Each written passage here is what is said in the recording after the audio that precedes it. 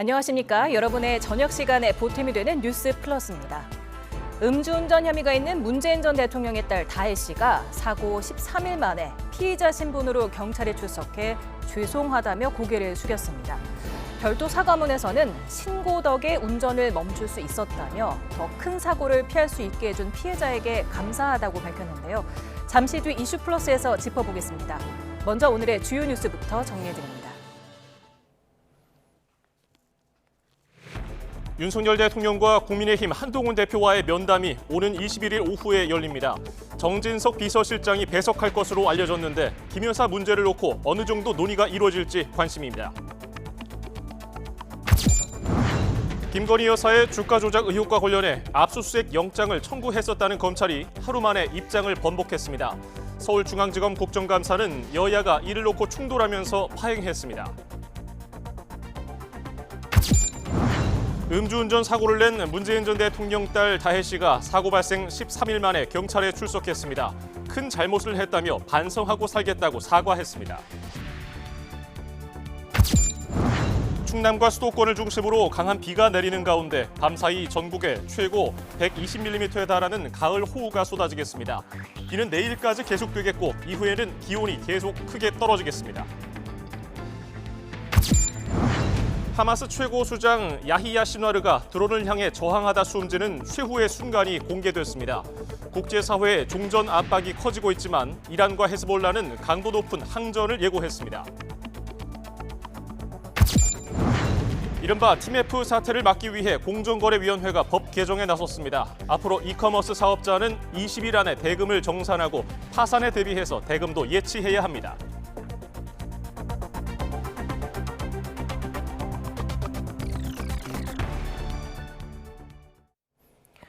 음주운전으로 입건된 문재인 전 대통령의 딸 다혜 씨가 사고 13일 만에 경찰에 출석해 4시간 가까이 피의자 조사를 받았습니다. 문 씨는 해서는 안 될 큰 잘못을 했다며 반성하겠다고 밝혔습니다. 취재기자 연결합니다. 이현정 기자. 네, 서울 용산경찰서입니다. 네, 다혜 씨가 경찰 조사를 마쳤다고요? 네, 문다혜 씨는 오늘 오후 1시 40분쯤 제 뒤로 보이는 용산경찰서 별관으로 들어가 경찰 조사를 계속 받고 있습니다. 음주운전 사고를 낸 지 13일 만인데 당초 예상됐던 1시간 반보다 조사 시간이 늘어나 4시간 넘게 이어지고 있습니다. 경찰에 출석한 뒤 문 씨는 취재진에게 사과문을 배포했습니다. 문 씨는 해서는 안 될 큰 잘못을 했다면서 모든 분께 사죄드리며 다시는 이런 일이 없도록 반성하며 살겠다고 밝혔는데요. 또 사고로 피해를 당한 택시기사에게도 자신의 사과를 받아줘 진심으로 감사드린다고 전했습니다. 예, 지금 문다혜 씨가 받는 혐의도 다시 정리해 주시죠. 네, 문 씨는 지난 5일 새벽 2시 50분쯤 서울 이태원에서 혈중 알코올 농도 0.149%, 만취 상태로 차를 몰다가 택시와 부딪힌 혐의를 받습니다. 또 언론을 통해 신호 위반과 불법 주정차 정황까지 알려지며 다른 교통법규를 위반했다는 의혹도 불거진 상황입니다. 경찰은 오늘 다혜 씨의 음주운전 경위를 포함한 사고 당일 행적을 종합적으로 살펴볼 것으로 보입니다. 오늘 경찰 수사 쟁점은 무엇이었을 것으로 예측됩니까? 네, 다혜 씨가 낸 사고로 택시기사가 목 등을 다친 만큼 피해자의 처벌 의사와 진단서 제출 여부가 오늘 수사의 쟁점이 될 것으로 보입니다. 지난 9일 경찰 조사를 받은 피해 기사는 다혜 씨의 합의 요청도 받아들이고 상해 진단서도 제출하지 않은 것으로 알려졌는데요. 경찰은 진단서가 없으면 다혜 씨가 피해 기사를 다치게 한 사실을 입증하는 데 어려움을 겪을 수밖에 없습니다. 따라서 양측이 이미 합의를 마쳤다면 위험운전, 치상 등 추가 혐의가 적용되지 않고 단순 음주운전으로 처리될 가능성이 커 보입니다. 예, 문다혜 씨 처벌 수위는 어느 정도로 예상됩니까? 네, 현재로서는 앞서 말씀드린 대로 위험운전 치상 등 추가 혐의가 적용되지 않고 벌금형에 그칠 가능성이 커 보입니다. 택시기사가 진단서를 제출하지 않아 혐의 입증이 어려워 보이기 때문인데 도로교통법 위반으로만 처벌받을 경우 보통 벌금형에 그칩니다. 벌금 액수는 다혜 씨의 혈중 알코올 농도와 동종 전과 등을 고려해 정해질 것으로 보이는데요.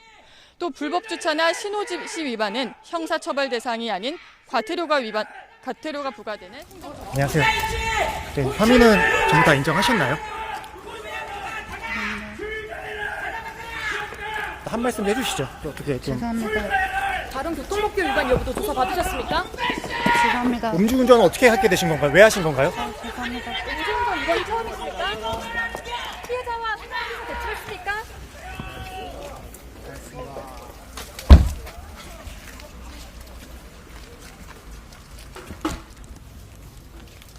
네, 조금 전 문다혜 씨가 지금 조사를 마치고 나가는 화면 보셨습니다. 문다혜 씨는 오늘 오후 1시 40분쯤 경찰서에 안녕하세요. 출석을 했을 때도 네, 앞서서 혐의는 전부 다 인정하셨나요? 성실히 조사를 받겠다는 짧은 말만 남기고 건물 안으로 향했는데 나올 때도 고개를 숙이고 죄송하다 이 한마디를 남기고 퇴장을 했습니다. 음주운전 예. 어떻게 하게 되신 건가요? 왜 한 하신 건가요? 4시간 정도 조사를 마치고서 조금 전에 문다혜 씨가 나온 모습 보여드렸습니다. 들어갈 때와 마찬가지로 죄송합니다. 짧게 한마디를 하고 지금 흰색 차량을 타고 경찰청사를 떠나는 모습 보고 계십니다. 네, 피의자 신분으로 조사를 받았고요. 네, 당초 예상은 한 1시간 반 정도를 예상을 했었는데 조금 전에 나갔기 때문에 4시간이 넘게 걸린 것으로 보입니다. 예, 들어갈 때와 나갈 때 짧게 죄송하다는 말을 한 것과는 달리 또 사죄문을 남겼는데요.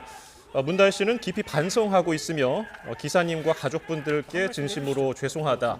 앞으로는 다시는 걱정하실 일이 없도록 자신을 성찰하고 음주운전 살겠다고 어떻게 하게 되신 건가요? 왜 전했습니다. 하신 건가요? 네, 문 씨는 지난 5일 새벽 2시 50분쯤 본인 소유의 캐스퍼 차량을 운전하다가 택시와 접촉 사고를 낸 혐의로 경찰 조사를 받았죠. 신고를 받고 출동한 경찰이 음주 측정을 한 결과 당시 혈중 알코올 농도가 0.149%였습니다. 네, 조금 전 화면 다시 한번 보겠습니다. 문다혜 씨가 지금 피의자 신분으로 조사를 받고 용산경찰서를 나가는 모습을 보고 다 계십니다. 인정하셨나요? 예, 들어볼까요? 한 말씀 해주시죠. 어떻게 좀 죄송합니다. 다른 교통법규 위반 여부도 조사 받으셨습니까? 예, 문다혜 씨 오늘 오후 어떻게 하게 1시 되신 건가요? 왜 하신 40분쯤 용산경찰서에 출석을 해서 들어갈 때도 죄송하다, 성실히 조사를 받겠다는 짧은 말을 했는데요. 나올 때도 역시 4시간여 만에 조사를 마치고 나오면서 죄송하다, 짧은 말을 남기고 차량을 타고 빠져나간 모습이었습니다. 네, 다음 소식 전해드리겠습니다. 윤석열 대통령과 한동훈 국민의힘 대표가 오는 21일 면담하기로 했습니다. 네, 이 자리에는 정진석 대통령 비서실장이 배석하며 의제에는 제한을 두지 않기로 한 것으로 알려졌는데요. 취재기자 연결해서 알아봅니다. 조용성 기자, 날짜가 확정됐군요. 그렇습니다. 대통령실은 윤석열 대통령이 다음 주 월요일인 오는 21일 오후 4시 30분에 용산 대통령실에서 한동훈 국민의힘 대표와 면담을 가질 예정이라고 밝혔습니다. 이 자리에는 정진석 비서실장이 배석할 것으로 전해졌고 구체적인 장소는 미정, 의제 제한도 없는 것으로 알려졌습니다. 앞서 대통령실은 11.6 재보선 이후 일정 조율을 거쳐 다음 주 초 면담하기로 했다고 밝혔는데 선거 이틀 만에 일정이 확정됐습니다. 면담의 시기와 함께 형식에 대해서도 오찬, 만찬 등이 거론됐는데 시간을 고려하면 차담 형식이 될 것으로 보입니다. 한동훈 대표는 독대 일정이 정해진 것과 관련해 변화와 쇄신 필요성 그리고 민생 현안들에 대해 충분히 논의하겠다는 입장을 냈습니다. 배석 여부 등에 대해서는 대통령과 여당 대표가 정부와 여당을 대표하여 국정을 논의하는 자리이니 배석 여부는 중요하지 않다고 말했다고 박정아 당대표 비서실장은 전했습니다. 윤 대통령과 한 대표의 만남에 대해서 대통령실은 면담이라고 한 대표는 독대라고 다르게 표현하고 있는데요. 정진석 대통령 비서실장은 배석하는 것으로 알려진 상황에서 추가 배석자 여부 등은 확인되지 않고 있습니다. 앞서 면담 일정이 확정되기 전까지 성사 여부가 불투명했는데요. 애초에 대통령실은 한 대표의 단독 면담 요청에 대해 부정적인 태도를 보였지만 명태균, 김대남 씨와 관련된 논란으로 위기감이 고조되는 가운데 면담 요구를 수용하기로 한 것으로 분석됩니다. 앞서 한 대표는 어제 공개 회의에서 김건희 여사의 대외 활동 중단과 김 여사 관련 인맥으로 지목된 대통령실 참모들의 인적 쇄신을 공개적으로 요구했습니다. 이와 함께 김 여사가 자신을 둘러싼 의혹들을 국민에게 진솔하게 설명하고 의혹 규명을 위한 관련 절차에 협조해야 한다고 촉구했는데요. 이번 면담에서도 이에 대해 윤 대통령에게 직접 의견을 전달할 것으로 보입니다. 대통령실은 공적 업무 외에 비선으로 운영하는 조직은 없다는 입장을 밝힌 만큼 면담의 성과가 날 수 있을지 주목됩니다. 지금까지 용산 대통령실에서 YTN 조용성입니다. 김건희 여사 주가 조작 연루 의혹에 검찰이 불기소 처분을 내린 걸 두고 정치권 후폭풍이 만만치 않습니다. 오늘 마침 해당 수사기관이었던 서울중앙지검을 대상으로 한 국정감사가 열리고 있는데 수사 초기 압수수색 영장 청구 여부 등을 둘러싸고 공방이 벌어졌습니다. 국회 취재기자 연결합니다. 임성재 기자. 네, 국회입니다. 네, 검찰의 불기소 결론 하루 만에 중앙지검 국감이 열린 셈인데요. 현장 분위기 전해주시죠. 네, 서울중앙지검을 대상으로 한 국정감사에선 이 주가 조작 의혹과 관련한 김건희 여사 압수수색 영장 청구 여부가 화두로 떠올랐습니다. 애초 검찰 수사팀은 한 차례 압수수색 영장을 청구했지만 기각됐다고 설명했지만 사실과 다르단 민주당 지적이 제기된 겁니다. 민주당 소속 정청래 위원장 등은 왜 청구하지도 않은 영장을 기각됐다고 발표했느냐며 이는 거짓말이라고 따져 물었습니다. 이창수 중앙지검장은 수사 초기 영장을 청구했던 건 김 여사의 별도 특혜 협찬 의혹 사건 관련이었다고 설명하면서도 당시 같은 수사팀이 두 사건 모두를 수사한 점을 들어 거짓말은 아니라고 답했습니다. 들어보겠습니다. 왜 청구하지도 않은 압수수색 영장을 청구했다고 그러고 기각됐다고 이렇게 발표를 왜 했습니까? 거짓말까지는 아닌 것 같고요. 저도 사후에 이제 보고를 받았습니다. 국민의힘은 검찰이 증거와 법리에 따라 결과를 내놨을 거라며 특히 문재인 정부 당시 계좌 추적과 함께 온갖 영장을 청구하며 강도 높게 수사한 사안이라고 강조했습니다. 관련 발언 들어보겠습니다. 그러니까 전체적인 피의자로 김건희 여사를 특정을 당시 못했던 것이기 때문에 특정이 안 돼 있는 모든 영장에 대해서 전체적으로 어떤 거는 기각이 됐고 어떤 건 발부됐던 것인지 전체 현황을 제출해 주시기 바랍니다. 이 과정에서 여야 의원들 간 신경전이 오가며 이 국정감사 시작 1시간 만에 회의가 잠시 정회하기도 했습니다. 국감 내내 여당은 논란이 있다고 해서 없는 죄가 만들어지면 안 된다고 목소리를 높였고 야당은 검찰이 김 여사를 보위하는 신하로 전락했다고 날을 세웠습니다. 예, 여야 대치도 첨예하지만은 여당 내에서도 김 여사 논란을 두고 계파 갈등이 격화하고 있죠. 일단 다음 주 월요일 윤석열 대통령과 한동훈 대표의 만남이 예정돼 있죠. 이 한 대표가 김 여사의 대외 활동 중단과 인적 쇄신 그리고 의혹 해명 등 이 3대 요구까지 공개 제시한 만큼 이 둘 간 만남에서도 이 문제가 최대 화두가 될 전망입니다. 일단 한동훈 대표는 민주당이 또다시 발의한 세 번째 김 여사 특검법엔 가능성과 현실성이 없다고 비판했습니다. 들어보겠습니다. 더불어민주당이 하고 있는 거는 실제로 뭘 하겠다는 취지가 아니라 그냥 거부될 걸 알면서 더 가능성, 현실성 없는 것들을 반복하고 있잖아요. 하지만 친한계 내부적으론 이 특검법을 막을 명분이 점점 줄어들고 있다는 위기감이 감지됩니다. 한 관계자는 YTN과 통화에서 이번 만남에서 해결점이 나오지 않으면 계속 수세를 면치 못하게 된다고 우려했습니다. 반면 친윤계 한 인사는 이 YTN에 대통령한테 공개적으로 항복하라는 것이냐는 날선 반응을 내놨습니다. 권성동 의원도 한 대표의 공개 제안을 두고 아무리 몸에 좋은 음식이나 약도 던지듯 하면 거부하는 것과 똑같은 거라고 지적했습니다. 세 번째 김 여사 특검법을 발의한 민주당은 공세 수위를 더 높이는 분위기죠. 네, 민주당 이재명 대표는 아침 회의에서 이 검찰의 김 여사 불기소 처분을 거듭 비판했습니다. 이 대표는 한마디로 어제는 대한민국 법치 사망을 선고한 날이라고 표현했습니다. 들어보겠습니다. 어제는 대한민국 법치 사망 선고일입니다. 도덕을 지키라고 월급 주면서 경비를 고용했더니 이 경비들이 떼도둑이 돼가지고 곡간을 털었습니다. 국민이 다 지켜보고 있고 이 때가 되면 행동할 거란 걸 유념해야 한다는 뼈 있는 말도 남겼습니다. 특히 민주당은 앞서 밝힌 대로 심우정 검찰총장 탄핵소추 추진에 이 지도부 차원의 공유가 이루어졌고 진행하는 거로 정했다고 공개했습니다. 지금까지 국회에서 YTN 임성재입니다. 윤석열 대통령의 지지율이 20%대 초반을 기록했다는 여론조사 결과가 나왔습니다. 화면 함께 보시죠. 한국갤럽이 지난 15일부터 사흘간 전국 18세 이상 1,001명을 대상으로 조사한 결과 윤 대통령 직무수행 긍정평가는 22%, 부정평가는 69%를 기록했습니다. 긍정평가는 직전 조사인 3주 전보다 1%포인트 내렸고 부정평가는 1%포인트 올랐습니다. 긍정평가 이유로는 외교가 36%로 가장 높았고 국방 안보가 뒤를 이었습니다. 부정평가 이유로는 경제와 민생, 물가가 15%, 김건희 여사 문제가 14%를 차지했습니다. 정당 지지도는 국민의힘이 직전 조사보다 3%포인트 떨어진 28%를 기록했고 더불어민주당은 2%포인트 하락해 30%였습니다. 조국혁신당은 8%, 개혁신당 3%였습니다. 응답자의 63%는 김건희 여사가 명품 가방 수수와 도이치모터스 주가 조작 연루 의혹 등과 관련해 특검을 받아야 한다고 답했습니다. 필요 없다는 의견은 26%였습니다.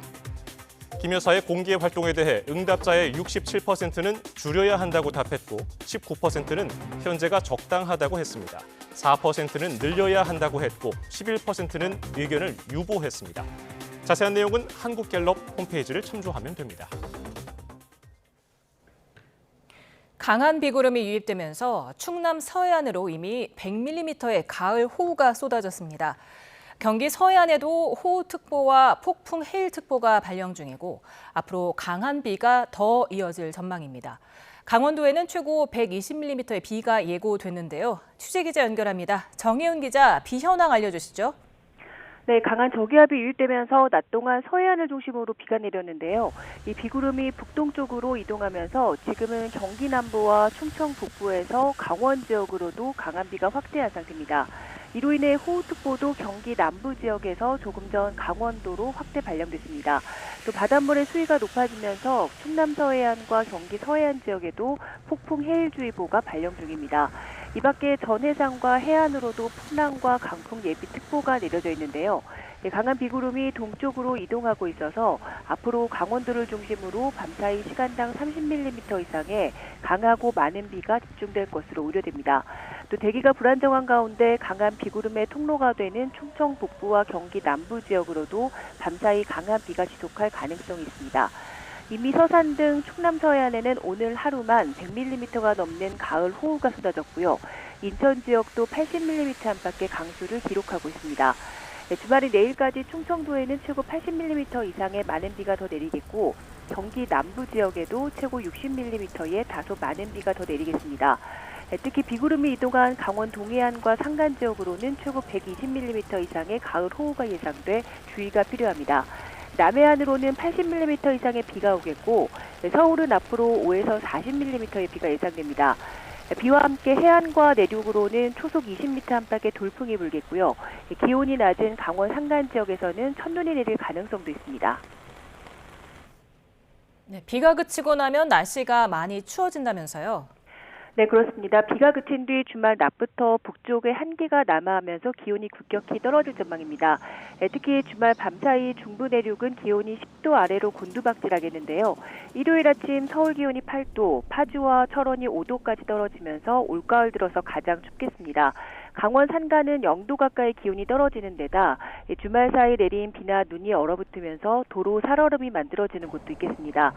서울 등 내륙 낮 기온도 20도 아래에 머물면서 종일 쌀쌀하겠습니다. 다음 주에도 예년 수준의 쌀쌀한 가을 날씨가 계속되겠고 월요일 남부지방을 시작으로 화요일에는 전국에 또 한 차례 비가 내릴 전망입니다. 지금까지 과학기상부에서 YTN 정혜윤입니다. 남북 단절 조치에 속도를 내는 김정은 북한 국무위원장이 서울 작전 지도를 펼쳐놓고 대남 위협 발언을 쏟아냈습니다. 한국은 더는 동족이 아닌 적국이라며 자신들의 주권이 침해되면 거침없이 물리력을 사용하겠다고 엄포를 놓았습니다. 이종원 기자입니다. 군 간부들에 둘러싸인 김정은 국무위원장이 책상 위에 커다란 지도를 펼쳐놓고 무언가를 가리킵니다. 흐릿하게 처리했지만 지도 상단엔 서울로 보이는 문구도 적혀 있습니다. 개성과 중서부 전선을 관할하는 북한군 2군단 지휘부를 방문한 것으로 이 자리에서 김 위원장은 대남 위협 발언을 쏟아냈습니다. 김정은 동지께서는 우리 군대는 대한민국이 타국이며 명백한 적국이라는 엄연한 사실을 다시 한번 우리나라를 적국, 타국으로 거듭 규정한 것으로 특히 김 위원장은 한국이 주권을 침해하면 물리력을 조건에 구애됨 없이 거침없이 사용하겠다고 위협했습니다. 최근 남북 연결 육로 폭파는 서울과의 악연을 잘라버리고 동족 의식은 물론 통일이란 비현실적 인식을 깨끗이 털어버린 거라고 주장했습니다. 헌법에 한국을 적대국가로 명시한 정황을 공개한 당일 이 같은 발언을 쏟아낸 건데 남측에 대한 보복 도발을 적국에 대한 합법적 행동으로 포장하며 압박에 나선 거란 분석이 나옵니다. 무인기 사건과 같은 긴장 조성 행위에 대해서 곧장 군사적 행동을 예고하는 것이 아니라 남측인 재발 방지, 확산 방지에 좀 더 신경을 써달라는. 북한은 김여정 부부장 담화를 통해 우리 군이 외신에 제공한 남북 연결도로 폭파 영상을 사용한 걸 시인하면서도 북한 매체 사진과 영상을 사용하는 한국 언론들을 비난하기도 했습니다. 저장료를 지불하고 합법적으로 사용하고 있습니다. 오히려 우리 저작물을 무단으로 사용하는 것은 북한이라는 점을 분명히 하며 이런 가운데 육군은 강원도 고성 일대에서 적 도발 시 즉각 응징하겠다는 각오로 동해상 표적지를 향해 다연장 로켓 1000무를 동원한 야간 실사각 훈련을 실시했다고 밝혔습니다. 우리 군은 앞으로 3주 동안 주한미군이 참가한 가운데 지난해에 비해 참가 규모를 늘린 연례적 야외 기동 훈련인 2024 호국 훈련을 시행합니다. YTN 이종원입니다.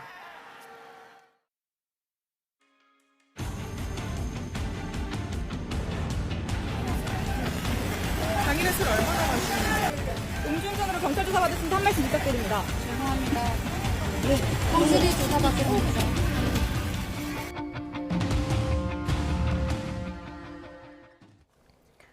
네, 음주운전 혐의가 있는 문재인 전 대통령의 딸 문다혜 씨가 사고 13일 만에 경찰에 출석해서 조사를 받았습니다. 네, 경찰 조사에서 쟁점부터 적용 혐의는 무엇일지 관련 내용을 김성수 변호사와 짚어봅니다. 어서 오세요. 안녕하세요. 네, 지금 조금 전에 이제 조사를 받고 퇴장을 하긴 했는데 본격적인 이야기 시작하기 전에 문다혜 씨가 경찰에 출석했던 모습부터 함께 보고 다시 얘기 나눠보겠습니다.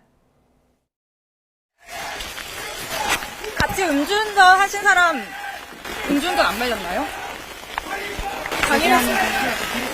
당일에 술 얼마나 마시는지. 음주운전으로 경찰 조사 받으시면 한 말씀 부탁드립니다. 죄송합니다. 네, 확실히 조사받겠습니다. 네, 조금 전에도 그랬지만 앞서서 죄송합니다, 성실히 조사받겠습니다라고 고개를 숙였었고 나올 때도 죄송하다는 말만 남긴 채 취재진들의 질문에는 답을 하지 않았습니다. 지금 조사를 원래는 1시간 반 정도로 예상이 됐었는데 4시간 넘게 받고 나온 걸로 보여요. 예, 맞습니다. 4시간가량 걸렸다는 것이 어쨌든 질문이 상당 부분 있었다라고 볼 수가 있는 부분입니다. 이게 경찰 조사를 하게 되면 일단은 가서 이제 누구인지 병력이 있는지 이런 것들 이제 확인을 하고 그다음에 혐의 사실에 대해서 이제 질문을 하게 됩니다. 그럼 그거에 대해서 진술을 하게 되는 것이고 조서가 작성이 되지 않습니까? 그럼 그 조서를 확인을 하고 내가 말한 대로 조서가 잘 기재되는지 확인한 다음에 날인을 하고 나오거든요. 그래서 그 시간까지 포함을 해서 4시간 정도가 걸리는 것이기 때문에 아주 질문이 많다고 볼 수는 없지만 그래도 몇 가지 정도, 지금 음주운전 자체 한 가지 혐의만 봤다라고 한다면 그것보다 짧았을 가능성이 높은데 지금 여러 가지 또 다른 사건들이 고발이 된 것도 있고 하지 않습니까? 그래서 그런 부분까지 본 것이 아닌가 생각이 되는 부분이 있습니다. 예. 사고가 발생한 지 13일 만에 오늘 경찰 조사를 받았거든요. 보통 음주운전 혐의로 경찰 조사를 받을 때 한 어느 정도 만에 나옵니까?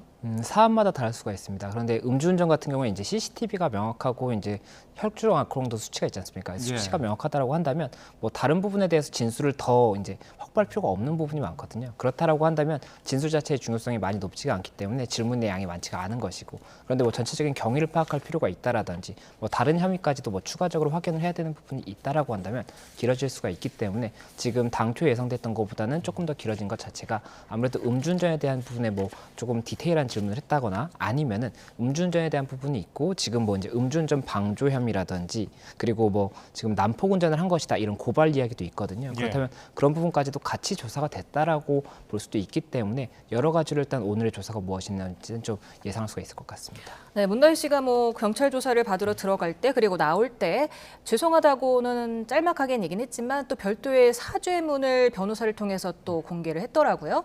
거기에는 뭐 해서는 안 될 큰 잘못을 했다. 부끄럽고 죄송하다.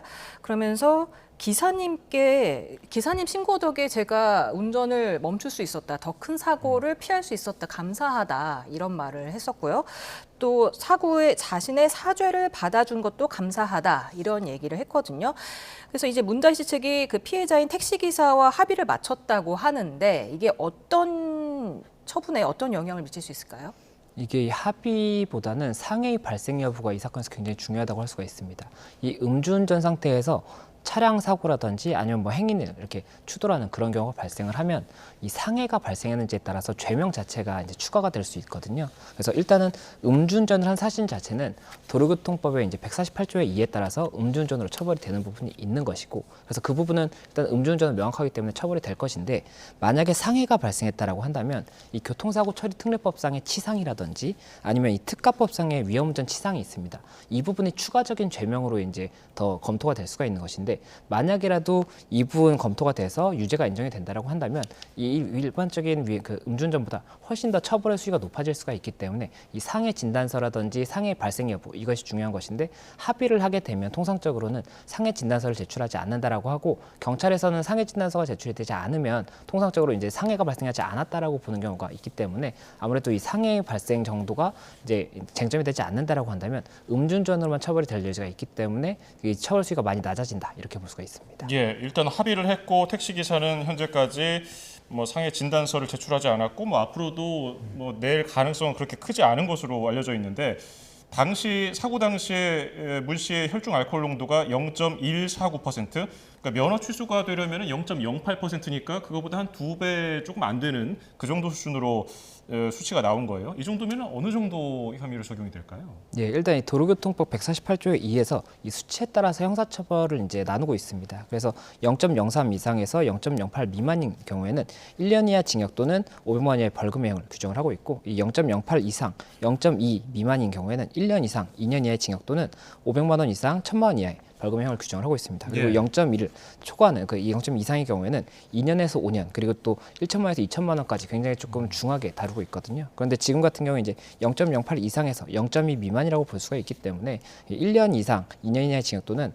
500만 원 이상, 1,000만 원 이하의 벌금형을 이제 검토를 할 수가 있기 때문에 이 부분 관련 일단 검토가 되지 않을까 생각이 듭니다. 네, 일단 피해 택시기사가 상해 진단서를 제출하지 않은 것으로 알려졌는데, 이게 교통사고라는 게 사실 후유증이 생길 수도 있는 거잖아요. 나중에라도 진단서를 제출할 수 있습니까? 네, 나중에라도 상해 진단서를 제출을 할 수가 있고, 그리고 상해 진단서를 제출하지 않았다고 하더라도 실질적으로 상해가 발생할 수 있다고 볼 수 있는 증거가 있다라고 한다면 상해 부분을 검토를 할 수가 있습니다. 그렇기 때문에 현재 그 기사분이 상해가 발생했는지 여부에 대해서도 경찰에서는 들여다보지 않을까 생각이 되는 부분이 있고, 만약에라도 진단서 여부와 관계없이 실제로 이제 뭐 약을 탄 뭐 내역이라든지 입원 내역이라든지 이런 것들을 봤을 때 상해로 볼 수 있는 부분이 있다라고 한다면 그 부분에 대해서도 법적인 검토는 하지 않을까 생각이 됩니다. 예. 여러 가지 드러난 CCTV를 통해서 음주운전 외에도 뭐 도로 위에서 불법 좌회전이라든지 불법 주정차 같은 교통법규 위반 사례가 몇 가지 드러났거든요. 이 부분도 나중에 뭐 추가적으로 적용이 될까요? 네, 일단은 이 형사처벌로 조금 쟁점이 될 수가 있는 것은 난폭 운전에 해당하는 경우에는 형사처벌 규정이 이제 명확하게 있거든요. 그렇다 보니까 난폭 운전자였느냐 여부가 이제 쟁점이 될 수가 있습니다. 그래서 난폭 운전은 도로교통법에서 둘 이상의 행위를 연달아 하거나 아니면 반복해서 하는 경우를 말하고, 이런 행위가 어떤 것들이 있냐면 신호 지시를 위반한다든지 뭐 과속을 한다든지 이런 것들이 있습니다. 그렇기 때문에 지금 현재 CCTV에 나온 내용들을 보면 좌회전을 조금 이제 우회전 차선에서 하는 그런 모습이 보이는 게 있기 때문에 그런 부분들이 난폭 운전으로 볼 수 있는지가 쟁점이 될 수가 있을 것으로 보입니다. 그리고 또 이와 별도로 이 교차로 통행 방법을 위반한다던가 아니면 또 지금 정차를 주정차가 이제 5분 이상 불가능한 구역에서 7시간 정도 이제 주정차했다는 이야기가 나오고 있기 때문에 그런 경우는 이제 과태료 부분이 검토가 될 수가 있거든요. 예. 그래서 이런 부분에 대해서는 과태료까지도 추가적인 검토가 되지 않을까 생각이 됩니다. 네, 또 경찰이 문 씨와 함께 이제 술자리를 했던 그 동석자에 대해서도 참고인 조사를 검토를 했었는데 음주운전 방조 혐의 적용될 수 있을까요? 예, 음주운전 방조 혐의가 이제 검토가 되고 실제 뭐 적용된 사례가 최근에 몇 년 사이에 있었던 거다 보니까는 판례가 그렇게 많지는 않습니다. 그런데 통상적인 판례의 형태를 봤을 때는 이게 뭐 정말 동석을 하고 음주운전하는 것을 이렇게 뭐 지켜본다든지 방조란 그런 경우에는 방조가 성립이 되는 것인데 그렇지 않고 같이 술을 마시고 헤어진 다음에 이 사람이 음주운전 할 것이라는 걸 예상하기 어려웠을 경우에는 방조가 이제 성립되지 않을 수가 있거든요. 그렇다 보니까 현재는 지금 일행과 헤어지고 나서 이렇게 음주운전 행위가 있었기 때문에 이 당시에 헤어질 당시에 음주운전 할 것을 예상할 수 있었음에도 방조한 것이냐 이런 부분이 쟁점이 될 수가 있고 만약이라도 방조한 것이 있다라고 한다면은 이제 검토 결과에 따라서 재판에 넘길 수가 있겠지만 그렇지 않다라고 한다면은 그 부분 혐의는 잡히지 않을 수도 있을 것 같습니다. 예, 보통 음주운전의 경우 이번 같이 처음 적발된 경우 경찰 조사를 뭐 한 번 받거나 혹시 2번 받거나 여러 차례 받을 가능성도 있습니까? 음주운전 한 가지 혐의가 만약에 있었다고 한다면 예. 통상적으로는 한 번 정도만 이제 수사를 진행하고 이 사실관계가 CCTV나 이런 다른 것들을 통해서 명확하거든요. 그렇다면 예. 진술을 여러 차례 받을 필요가 없기 때문에 그런 경우에는 이제 여러 차례 진행이 되지 않고 만약이라도 뭐 이런 경위라든지 어떤 부분에 관해서 사실관계를 다투는 부분이 있다거나 추가적으로 조사할 부분이 있다라고 한다면은 뭐 2번이나 3번 이렇게 진행이 가능하겠지만 지금 현재까지는 그런 부분이 있을까는 조금 의문이 있습니다. 그 문다혜 씨의 사고 차량이 그 캐스퍼가 이전에도 주정차 위반으로 과태료를 체납해서 압류가 됐던 적이 있지 않습니까? 예, 맞습니다. 그 압류 사실이 있었다는 것이 지금 알려지다 보니까는 이 차량의 관리라든지 이런 부분과 관련해서도 여러 가지 의견이 나오는 것 같습니다. 그런데 이번 같은 경우에는 그와 좀 별개의 사건이지 않습니까? 그렇기 때문에 별개로 일단은 떼서 봐야 되고 만약에 그럼 뭐 전체적인 경위를 봤을 때 어떠한 문제점이 있었다라고 한다면 그 부분에 대해서 법적인 문제가 있다라고 한다면 법적인 검토가 있을 것이고 법적인 문제가 아니라고 하더라도 뭐 다른 문제가 있다라고 한다면 그 방향에서 검토가 되지 않을까 생각이 됩니다. 예. 오늘 한 4시간 넘은 시간 동안 조사를 받고 문다혜 씨가 좀 긴 시간, 예상보다 긴 시간 조사를 받고 나왔단 말이죠. 그러면은 여러 가지 혐의 중에서 어떤 거에 가장 좀 큰 비중을 두고서 시간을 할애했을까요? 이 사건 자체에서 가장 중점적인 건 음주운전입니다. 음주운전은 명확하게 처벌이 되는 것이고 처벌 수위를 어떻게 하느냐에 대해서 뭐 경위라든지 어느 정도의 거리를 운전했는지 이런 것들을 이제 확인을 할 겁니다. 그렇기 때문에 그런 부분이 가장 주된 쟁점이 될 것으로 보이고 이 말씀드렸던 뭐 난폭운전 금지 이런 부분은 고발이 됐다는 기사는 제가 지금 본 상태인데 이 고발 사건이 지금 현재 이 경찰서에서 수사를 하고 있는지 여부도 좀 이제 봐야 되는 거거든요. 예. 그렇다 보니까 만약에 이 관할이 아니었다고 한다면 그 부분 이제 따로 조사가 이루어질 것이기 때문에 오늘 일단 주된 쟁점은 음주운전이었고 어떻게 음주운전을 했는지 그리고 어느 정도의 거리를 운전했는지 그리고 그때 당시에 이 동석자가 나중에 음주운전을 한 것을 말렸는지 여부까지는 방조 때문에 확인을 했지 않을까 생각이 되고 이 4시간이라는 것이 길다면 길지만 그것이 이제 저희가 예상했던 그 시간보다 조금 길다는 것이고 기본적인 형사사건을 보통 저희가 이제 동석을 해보면 이제 변호사가 동석을 하지 않습니까? 예. 동석을 하면 뭐 10시간씩 걸리는 경우도 굉장히 많습니다. 오전에 가서 이제 저녁에 끝날 때도 많거든요. 그렇다 보니까 이게 그렇게까지 긴 시간은 아니다. 다만 음주운전 관련 한 가지 것만 질문을 했을 때는 4시간까지 걸리는 것은 조금은 예상보다 많이 나온 것이 아니냐 이렇게 생각이 되다 보니까는 긴 시간이다 이렇게 말씀을 드리는 겁니다. 네, 다혜 씨가 근데 이번 음주운전뿐만 아니라 다른 의혹도 좀 받고 있는데요. 그 제주도 주택과 서울 영등포구 오피스텔을 구입해서 실제 거주하진 않고 공유형 숙박업 목적으로 이용해서 지금 임대 수입을 올린 의혹이 받기 때문에 지금 제주도에 있는 경찰은 지금 수사에 착수한 것으로 알려지고 있고요. 그런 보도가 있고 또 영등포 경찰서도 조만간 수사에 착수할 예정이다 이러는데 이거는 좀 어떻게 봐야 될까요? 예, 만약에 공유형 숙박업소로 이제 신고를 하고 그리고 또 이제 세금도 납부를 해야 되지 않습니까? 그런 부분에서 뭔가 위반이 있었다고 한다면 세금을 납부하지 않은 것에 대해서도 형사처벌 규정이 있을 수가 있고 숙박업 신고를 안 한 것에 대해서도 제재가 있을 수가 있거든요. 그렇다 보니까는 이 수사 결과에 따라서 실제 숙박업 신고가 있었는지 그리고 거기서 얻는 이득을 다 세금 신고를 이제 성실히 했는지 이런 부분이 쟁점이 되지 않을까 생각이 됩니다. 네, 그 영등포구 양평동 주택 매입 자금 일부를 또 청와대 경호원을 통해서 환치기 수법으로 조달했다 이런 의혹도 있더라고요. 예, 그런 의혹도 지금 현재 조사가 이루어지고 있는 것으로 알고 있습니다. 그래서 사실관계가 어떻게 이제 명확하게 정리가 되느냐에 따라서 적용 법조가 있는지를 검토를 할 것이고 만약이라도 불법성이 있다라고 한다면 적용 법조에 따라서 뭐 검찰에서 수사를 다시 한번 진행하고 뭐 법원에서 판단을 하지 않을까 생각이 됩니다. 예, 다음 주제도 살펴보겠습니다. 연세대학교 수시 논술 문제 유출과 관련해서 연일 논란이 이어지고 있는데요. 학교는 문제가 유출된 흔적이 없어서 공정성이 침해되지 않았다고 주장했지만은 새로운 유출 정황이 나왔더라고요.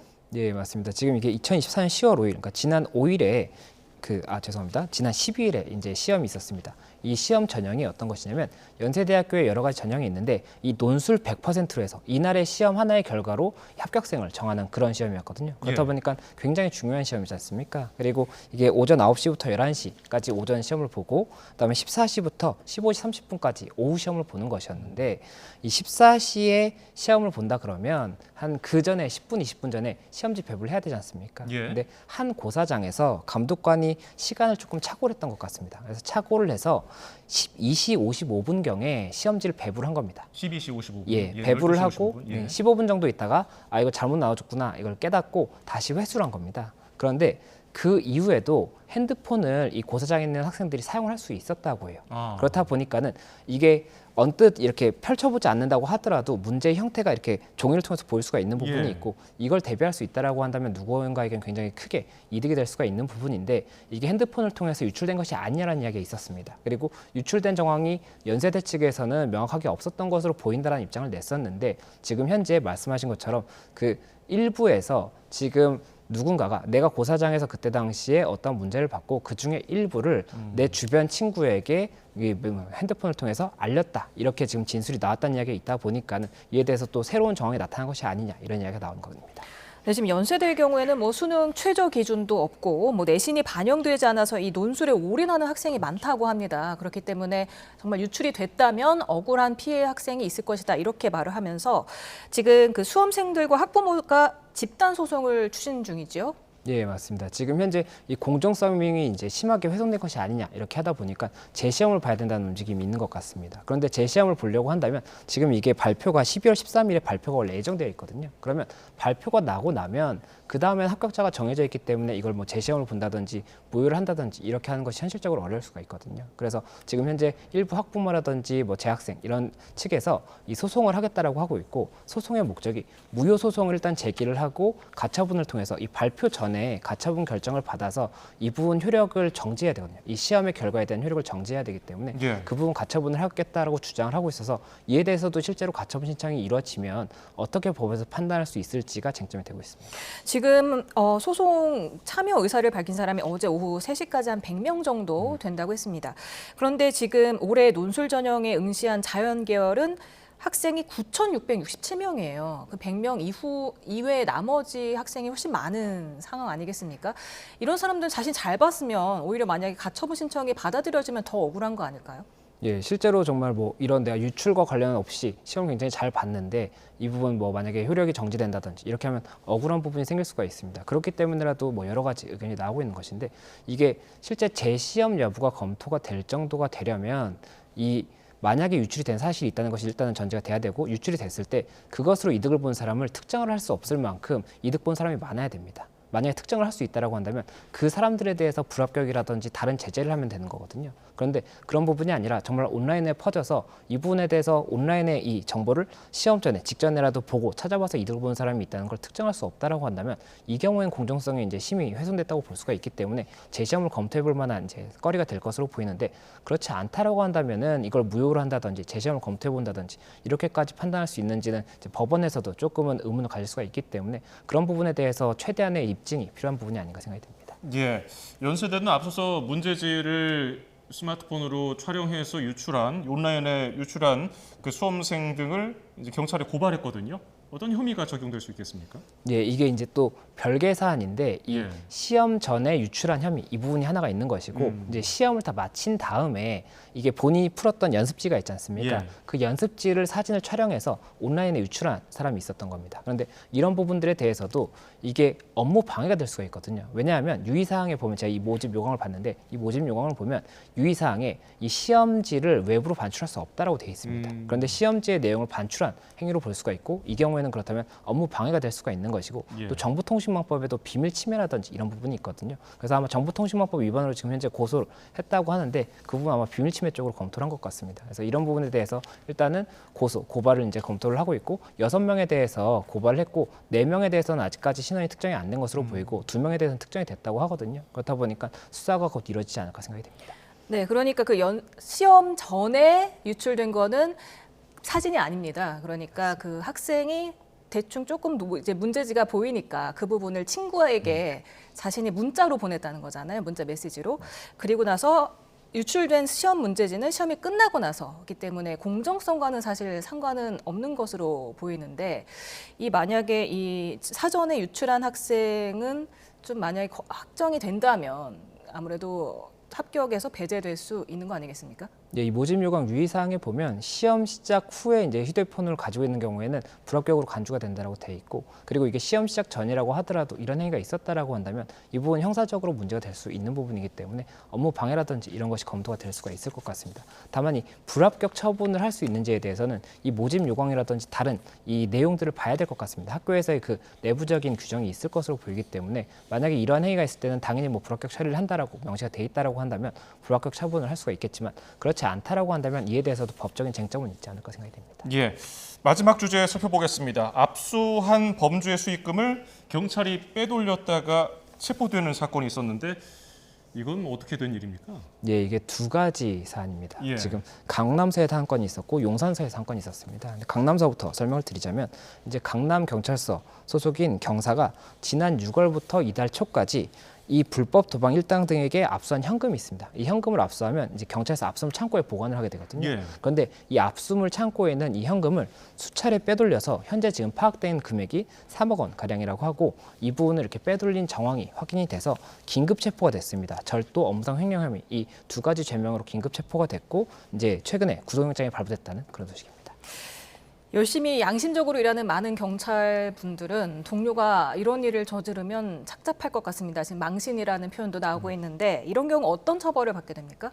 예, 일단은 지금 현재 절도랑 이제 업무상 배임, 업무상 횡령 이 두 가지로 검토가 되고 있는 것 같습니다. 그래서 절도 같은 경우에는 형법에서 타인의 재물을 절취한 자에 대해서 6년 이하의 징역 또는 1,000만 원 이하의 벌금형을 규정을 하고 있거든요. 그리고 업무상 횡령으로 보는 경우에는 타인의 재물을 보관하는 그 지위가 이제 인정이 되는 경우는 횡령이 될 수가 있는데 만약에 이게 성립이 되는 경우에는 10년 이하 징역 또는 3,000만 원 이하의 벌금형을 규정을 하고 있기 때문에 이 어느 죄명에 따라서 그 판단이 이루어질 것으로 보이고 또 이 죄질에 따라서도 이 경중이 정해질 것이기 때문에 그런 부분이 좀 전체적인 경위가 파악된 다음에 처벌이 이루어지지 않을까 생각이 됩니다. 예.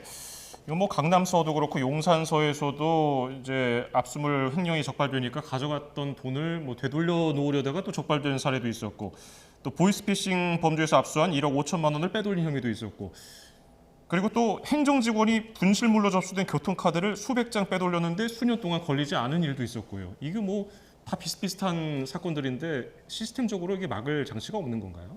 예, 이게 압수물에 대한 뭐 환부라든지 이 분실물에 대한 처분 이런 것들이 정확하게 시스템적으로 관리가 안 되는 부분이 드러난 것이 아닌가 생각이 됩니다. 실제로도 이제 압수물 환부라든지 이런 절차를 했을 때 실제 환부까지 굉장히 시간이 오래 소요되는 데다가 환부가 안 되는 경우도 있거든요. 예. 그렇다 보니 이게 주인이 명확하지 않아서 이렇게 없어지는 경우도 찾을 수가 없는 경우가 생기는 것이 아닌가 생각되는 부분이 있어서 이에 대해서 이 압수물이라든지 이런 분실물에 대해서 그 압수를 했다라고 끝이 아니라 이후에 이것이 어디까지 갔는지도 정확하게 좀 확인을 하고 만약에 피해자에게 돌려줘야 될 부분이 있다라고 한다면 그 부분 피해자에게 돌려주는 그런 규정을 마련을 해서 그 피해자들이 억울한 피해를 입은 것에 대해서 일부라도 조금 피해를 보존할 수 있도록 그렇게 사용되면 어떨까 생각이 됩니다. 네, 앞서 지난 5월에는 또 도박장에서 압수한 현금 3,400만 원을 빼돌렸던 전남 완도경찰서 소속 경위가 파면되기도 했는데 아무래도 이번 같은 경우에도 압수물을 이렇게 빼돌린 경우에는 파면되겠죠? 예, 아무래도 파면이 당연히 이루어지지 않을까 생각이 되는 부분입니다. 형사처벌과 별도로 이제 경찰로서의 이 활동을 하기는 조금 부적절하다고 볼 수 있는 부분이 있지 않습니까? 그렇다 보니 혐의가 인정이 된다라고 한다면 당연히 파면이 되지 않을까 이렇게 예상되고 있습니다. 예, 알겠습니다. 이슈플러스 오늘은 김성수 변호사와 함께했습니다. 고맙습니다. 네, 감사합니다.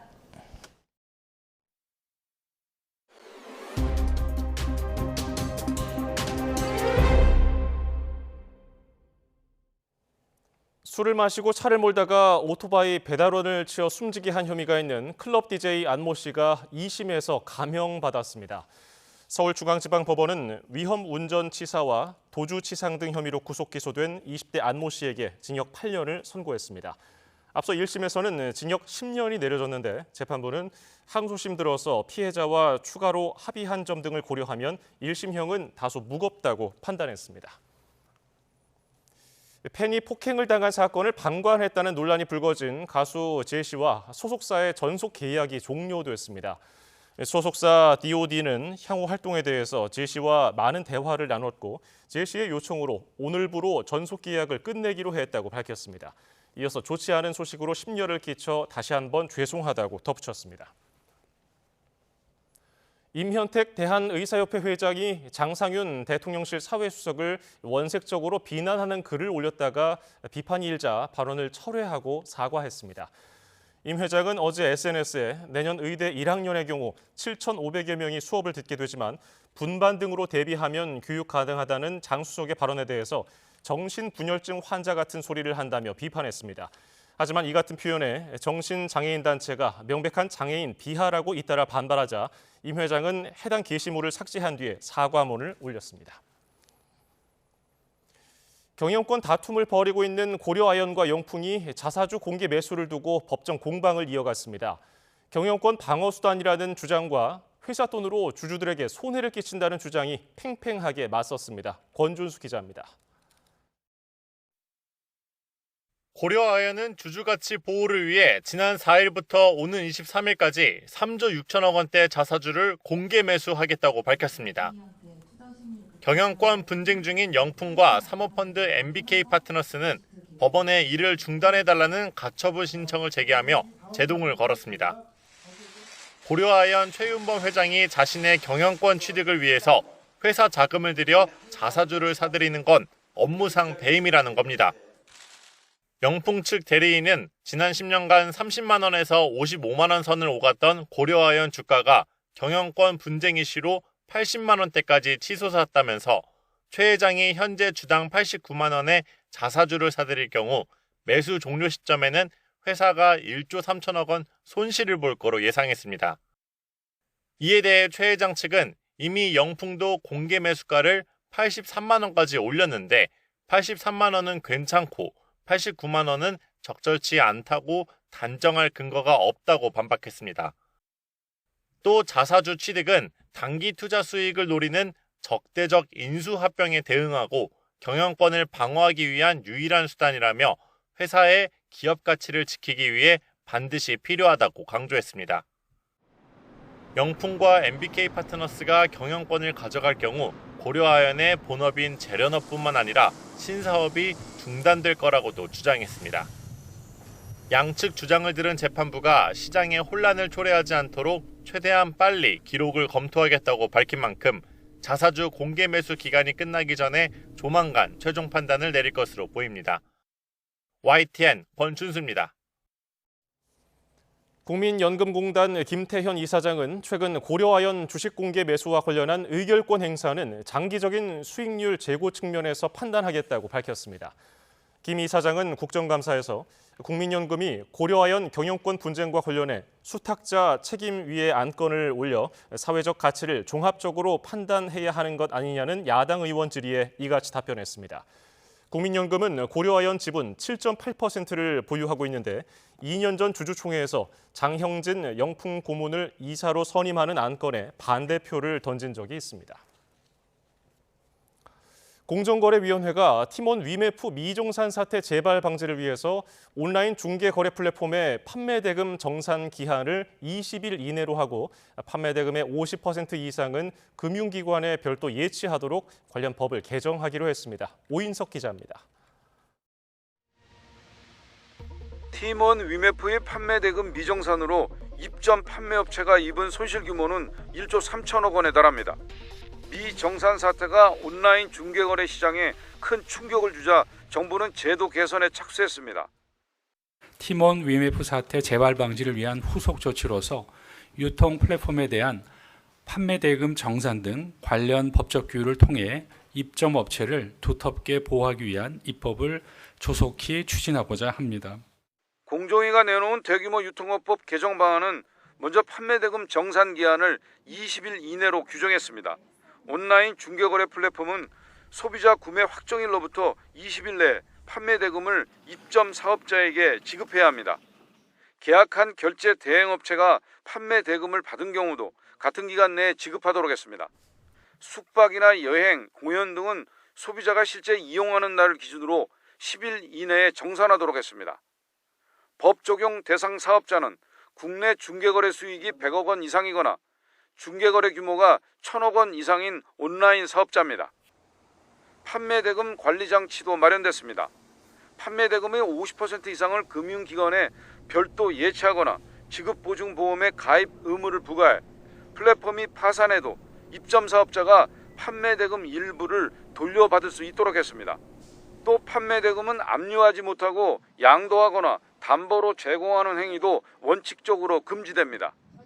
플랫폼이 파산하는 경우에는 해당 판매 대금을 입점 사업자에게 우선 지급하고 다른 채권자보다 우선 변제받도록 했습니다. 공정위는 온라인 중개거래 플랫폼이 새 법안에 대비할 수 있도록 법안 공포 후 1년의 유예 기간을 두기로 했습니다. YTN 오인석입니다. 국제 현물 금값이 사상 처음 온스당 2,700달러, 우리 돈으로 370만 3천 원을 돌파했습니다. 블룸버그에 따르면 국제 금값은 오늘 아시아 금융시장에서 한때 온스당 2,707.84달러로 역대 최고가 기록을 경신했습니다. 중동 지역 긴장이 고조되면서 안전자산인 금으로 수요가 몰렸기 때문으로 풀이됩니다. 미국 달러화 강세 흐름이 이어지면서 원달러 환율이 장중 한때 1,373원을 찍으며 1,370원대에 진입했습니다. 시장에서는 미국 경제가 3분기에도 3%대 성장을 할 거라는 기대감과 유럽중앙은행의 금리 인하 결정이 강달러에 영향을 미친 것으로 보고 있습니다. 이스라엘군이 하마스의 최고 수장 야히야 신와르가 사살되기 직전 마지막 모습이 담긴 영상을 공개했습니다. 이란과 헤즈볼라는 신와르가 순교자라며 강도 높은 항전을 예고해 중동 지역 전운이 더욱 고조되고 있습니다. 정유신 기자입니다. 폐허가 된 건물 2층 내부로 드론 한 대가 정찰에 나섭니다. 흙먼지 가득한 의자에 얼굴을 천으로 가린 남자가 힘없이 앉아 있습니다. 드론을 발견하자 막대기를 던지며 잠시 저항하기도 합니다. 이스라엘군은 영상 속 남성이 하마스 수장 야히야 신와르라고 밝혔습니다. 당시 가자 남부 라파 지역 순찰 도중 하마스 부대원 3명을 사살했고 시신 항구가 신와르와 빼닮은 것을 알고 신원을 확인했다며 SNS에 추가 영상을 공개했습니다. 신와르가 발견된 장소는 이스라엘군도 예상치 못한 장소였습니다. 그동안 이스라엘 정보당국은 신와르가 깊은 땅굴 속에 인질들과 함께 숨은 것으로 파악했습니다.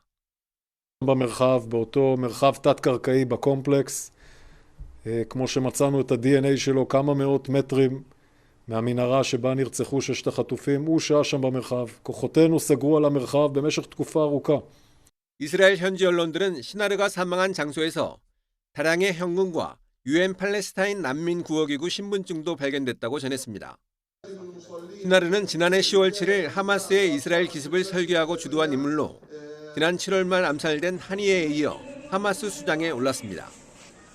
외신들은 하마스 고위 지도자가 대부분 사망하면서 이란과 저항의 축에 심각한 타격이 됐다고 분석했습니다. 하지만 이란과 헤즈볼라 등은 오히려 항전 의지를 높이고 있습니다. 이란 주 UN 대표부는 SNS를 통해 신와르를 순교자로 추대하며 저항 정신이 거세질 것이라고 주장했습니다. 헤즈볼라도 성명을 통해 이스라엘과 새로운 확전에 나설 것이라고 경고했습니다. He was fighting, and this image will will make him look like a hero for most Palestinians and most Arabs and most people who are against Israeli occupation and against the oppression that Palestinians are subjected. 국제사회는 하마스의 인지를 석방할 것을 촉구하면서 이스라엘의 가자 전쟁을 종식할 전환점이라며 압박하고 있습니다. 이스라엘은 하마스와 헤즈볼라 공세를 이어가며 이란을 겨냥한 대규모 군사 행동도 준비하고 있어 중동의 긴장은 더욱 높아질 것으로 보입니다. YTN 정신입니다. YTN 탐사보도 프로그램 팩트추적의 사랑을 가장한 범죄, 교제폭력의 민낯편이 한국방송기자클럽의 올해 3분기 전문 보도부문 보도상을 받았습니다. 방송기자클럽은 시상식에서 매년 늘어나는 교제폭력의 심각한 현실을 고발하고 여러 전문가 견해와 해외 사례 취재를 더해서 해법을 모색했다며 선정 배경을 설명했습니다. 주말을 앞둔 저녁 곳곳에 비가 내리고 있습니다. 호우특보 속에 강원과 충북, 또 전북과 영남 해안에 현재 강한 비가 집중되고 있는데요. 서울에선 비가 잠시 잦아들었지만 늦은 밤부터 다시 비구름이 유입될 수 있겠습니다. 내일까지 영동에는 최고 120mm 이상, 그 밖에 동쪽 지방에도 최고 80mm 이상의 많은 비가 더 내리겠고요. 그 밖에 내륙에도 많게는 40에서 60mm가 예상됩니다. 해안가에서는 바람도 강하니까요. 안전에 각별히 유의해 주셔야겠습니다. 비는 밤사이 서울 등 서쪽 지방부터 점차 그치겠습니다. 내일은 비가 그치고 날씨가 쌀쌀해지겠는데요. 광주에서는 하루 만에 낮 기온이 6도가량 꺾이겠습니다. 자세한 내일 아침 기온 살펴보겠습니다. 서울 16도, 광주와 대구는 19도 보이겠고요. 낮에도 기온이 크게 오르지 못하겠습니다. 서울 21도, 대전 20도, 대구 21도 예상됩니다. 내일 밤 사이 기온은 더 떨어집니다. 휴일인 모레는 서울 아침 기온이 8도로 올가을 들어서 가장 춥겠습니다. 날씨였습니다.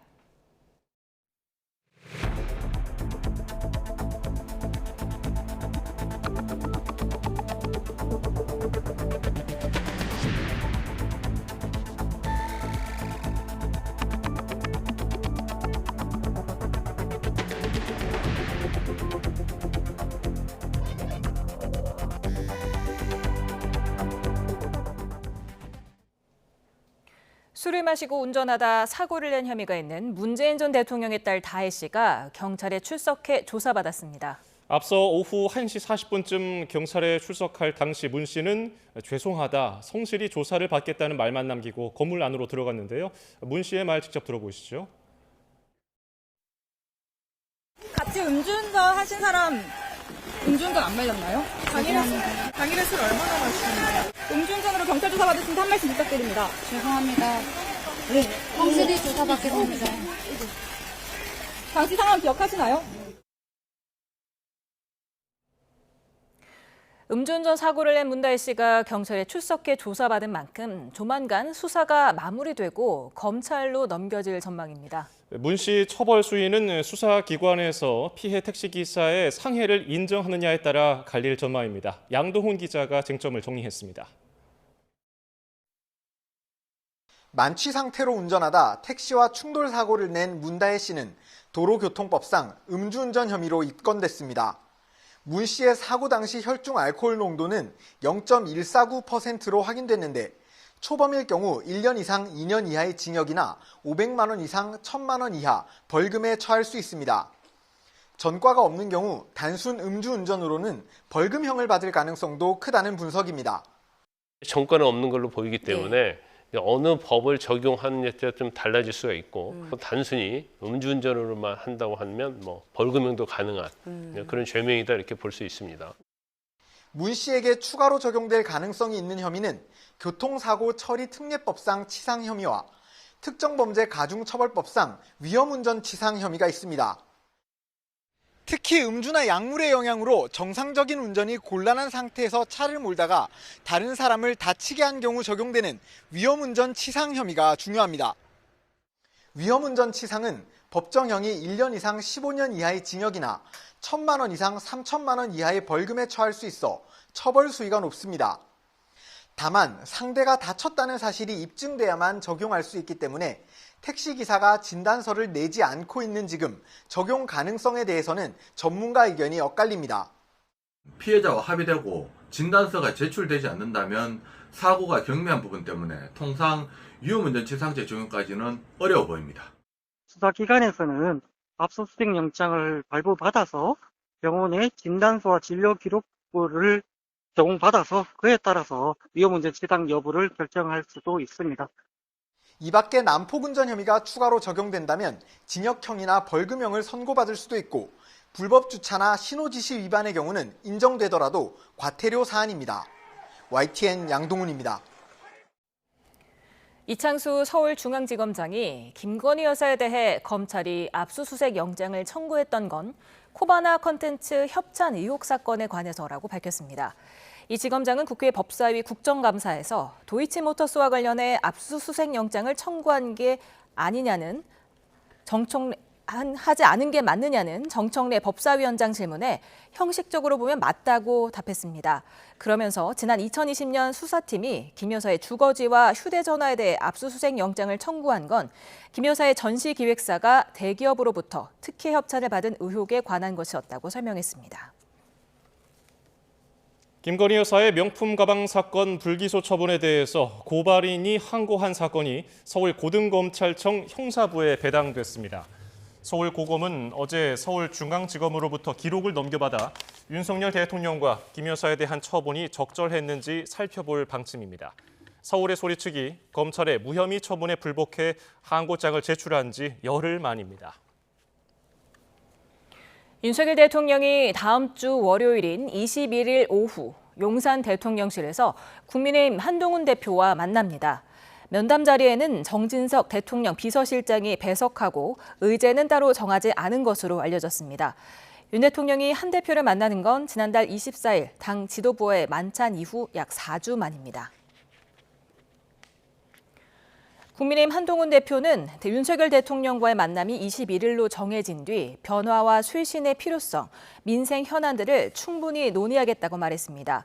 또 정진석 비서실장 배석에 대해서는 한 대표는 대통령과 여당 대표가 정부 여당을 대표해 국정을 논의하는 자리인 만큼 배석 유무는 중요하지 않다고 강조했습니다. 다음 주 초 윤석열 대통령과 한동훈 대표의 만남을 앞두고 김건희 여사 문제를 둘러싼 여권 내 공방도 가열되고 있습니다. 친한계는 한 대표의 3대 요구를 고리로 김 여사 문제를 매듭져야 한다며 발언 강도를 올린 반면 친윤계는 한 대표의 소통 의지를 믿기 어렵다며 반발하고 있습니다. 박정현 기자입니다. 김건희 여사 논란을 해소하기 위한 한동훈 대표의 3대 요구가 나온 뒤 당내 불편한 기류가 계속되고 있습니다. 친한동훈계는 한 대표의 공개적인 의사표시는 절박감의 표시라며 더는 김 여사 문제에 끌려다닐 수 없다고 강조했습니다. 핵심 고리로 삼아서 대통령 탄핵을 이끌어내기 위해서 하는 거기 때문에 문제 제기하는 것은 외양상 비슷하게 보일 줄 몰라도 그 목적지는 완전히 다릅니다.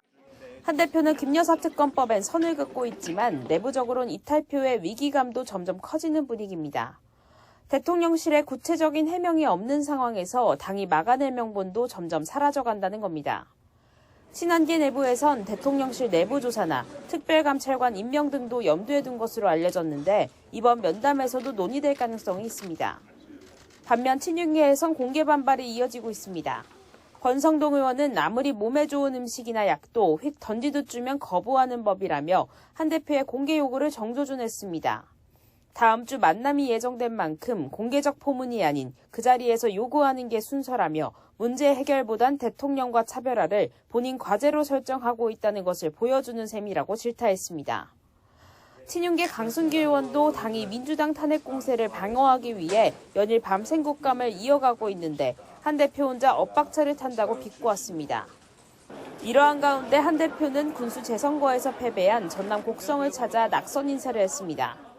좋은 정치 하기 위해서는 전국적으로 지지를 받고 어떤 지역에 따라서 이렇게 편차가 나는 것은 좋은 정치 하는데 그동안에 대한민국 정치에서 큰 장애가 되어 왔잖아요.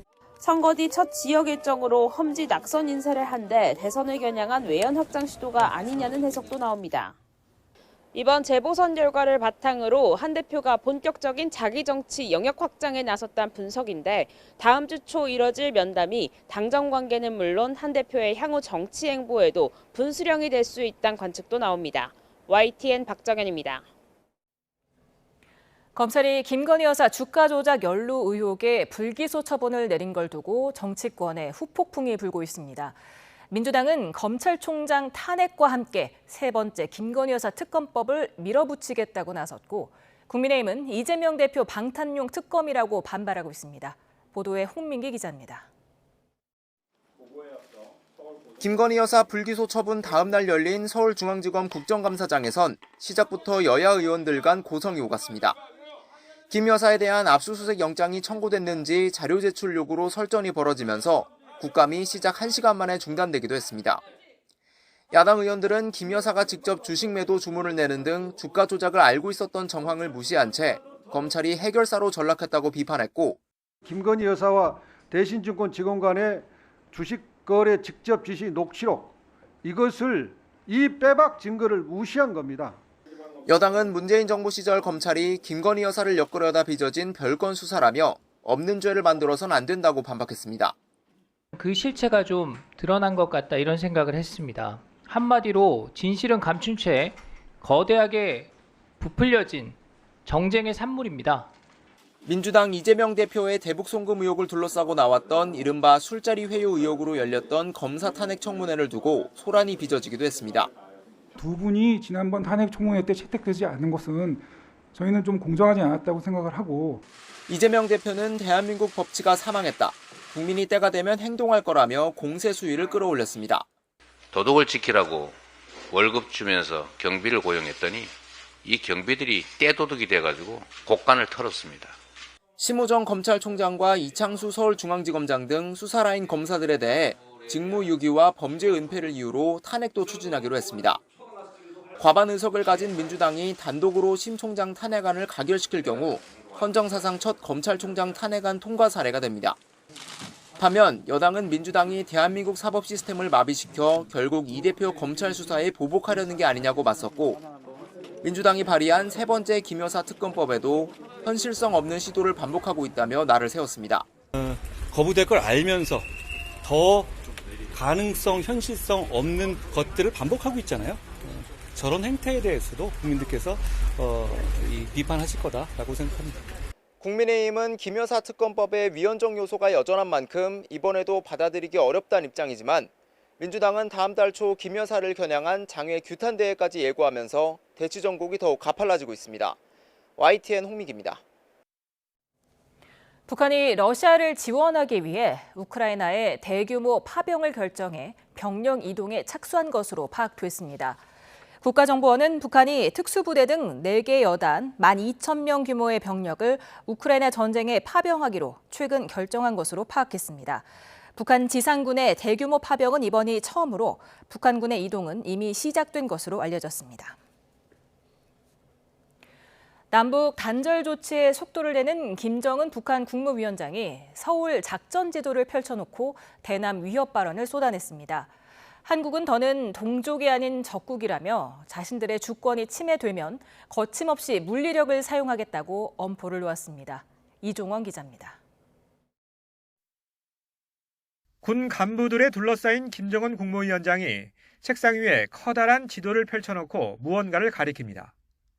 흐릿하게 처리했지만 지도 상단엔 서울로 보이는 문구도 적혀 있습니다. 개성과 중서부 전선을 관할하는 북한군 2군단 지휘부를 방문한 것으로 이 자리에서 김 위원장은 대남 위협 발언을 쏟아냈습니다. 김정은 동지께서는 우리 군대는 대한민국이 타국이며 명백한 적국이라는 엄연한 사실을 다시 한번 우리나라를 적국, 타국으로 거듭 규정한 것으로 특히 김 위원장은 한국이 주권을 침해하면 물리력을 조건에 구애됨 없이 거침없이 사용하겠다고 위협했습니다. 최근 남북 연결 육로 폭파는 서울과의 악연을 잘라버리고 동족의식은 물론 통일이란 비현실적 인식을 깨끗이 털어버린 거라고 주장했습니다. 헌법에 한국을 적대국가로 명시한 정황을 공개한 당일 이 같은 발언을 쏟아낸 건데, 남측에 대한 보복 도발을 적국에 대한 합법적 행동으로 포장하며 압박에 나선 거란 분석이 나옵니다. 무인기 사건과 같은 긴장 조성 행위에 대해서 곧장 군사적 행동을 예고하는 것이 아니라 남측인 재발 방지, 확산 방지에 좀 더 신경을 써달라는. 북한은 김여정 부부장 담화를 통해 우리 군이 외신에 제공한 남북 연결도로 폭포 영상을 사용한 걸 시인하면서도 북한 매체 사진과 영상을 사용하는 한국 언론들을 비난하기도 했습니다. 저장료를 지불하고 합법적으로 사용하고 있습니다. 오히려 우리 저작물을 무단으로 사용하는 것은 북한이라는 점을 분명히 하며 이런 가운데 육군은 강원도 고성 일대에서 적 도발 시 즉각 응징하겠다는 각오로 동해상 표적지를 향해 다연장 로켓 1000무를 동원한 야간 실사각 훈련을 실시했다고 밝혔습니다. 우리 군은 앞으로 3주 동안 주한미군이 참가한 가운데 지난해에 비해 참가 규모를 늘린 연례적 야외 기동 훈련인 2024 호국 훈련을 시행합니다. YTN 이종원입니다. 알렉산드르 마체고라 북한 주재 러시아 대사가 평양에서 남한 무인기를 봤다고 말했습니다. 마체고라 대사는 러시아 매체와의 인터뷰에서 실제로 지난 8일에서 9일 0시 반쯤 평양 시내 상공을 무인기가 비행했다며 대사관 발코니에 나갔다가 머리 위에서 윙윙거리는 소리를 들었다고 주장했습니다. 또 다음 날 현지 경찰이 대사관 주변에서 수거한 남한 전단을 직접 눈으로 확인했다고 설명했습니다.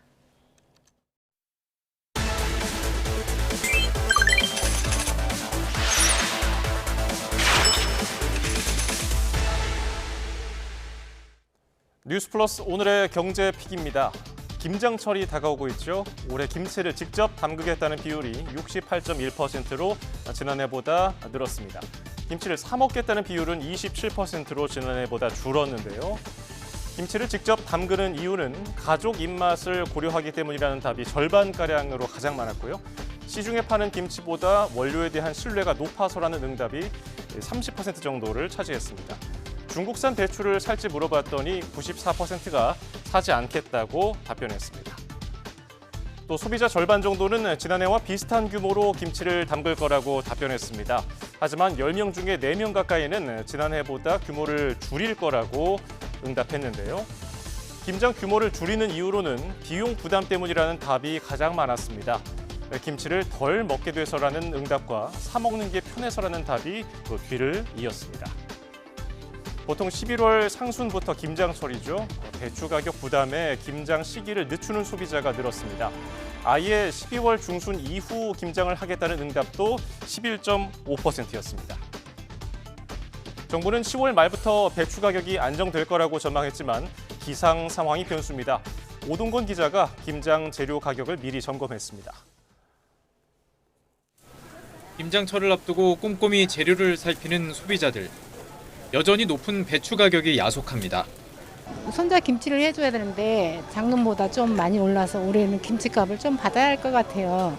안 먹었어요, 김치. 양배추 김치 다만 먹고. 비싼 배추 김치를 피해 다른 재료를 찾지만 무와 열무의 가격도 만만치 않습니다. 이 무도 마찬가지입니다. 배추처럼 작황이 좋지 않으면서 지난해 평균이 2,400원 정도인데 어느새 3,200원, 한 40% 정도 올랐습니다.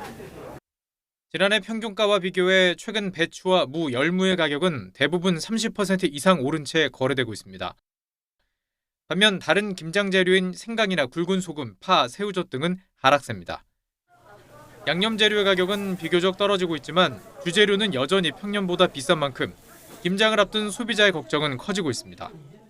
김장할 때 제일 중요한 비용은 그러면은 배추가 제일 많이 비중을 차지할 것 같아요. 근데 이렇게 비싸서 좀 걱정이긴 한데. 농림식품부는 10월 말부터 공급량이 늘면서 가격이 안정될 것으로 전망하고 있습니다.